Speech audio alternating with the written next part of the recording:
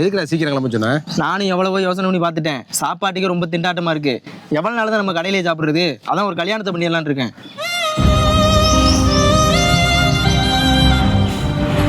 இதை நானே சொல்லலாம்னு நினைச்சேன். நீ ஏதாவது நினைச்சுக்கிறோன்னு தான் சொல்லாம இருந்தேன். இப்போ நீ எடுத்துருக்க பாரு முடிவு, இதுதான் நல்ல முடிவு.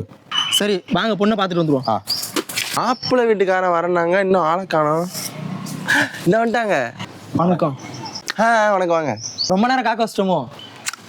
அதெல்லாம் ஒன்றும் இல்லைங்க, பொண்ணு ரெடி ஆகிட்டு இருக்கு. ரெடி ஆகட்டும். இருங்க நான் போய் பார்த்துட்டு வரேன். Few moments later. மாப்பிள்ளைகிட்ட பொண்ணு ஒரு நிமிஷம் பேசணுமா? தம்பி ஒரு நிமிஷம். சார்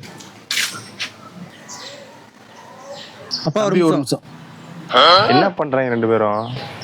பொண்ணு என்னைய பார்க்கன்னு சொல்லுது. நம்ம பார்த்து 4 வாரத்தை நல்லதமா பேசிட்டு வரோம். நில்லியா, பொண்ணு பார்க்க வந்தது எனக்கு, நீ எங்கேயா போற?